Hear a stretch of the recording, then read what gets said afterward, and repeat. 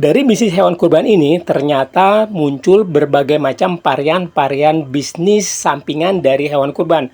Semisal jasa transportasi untuk mengangkut hewan kurban dari Jawa ke Jakarta, atau jasa jagal yang dibutuhkan pada saat hari raya hewan kurban nanti, atau pakan ternak yang juga dibutuhkan untuk kebutuhan hewan kurban selama di Jakarta.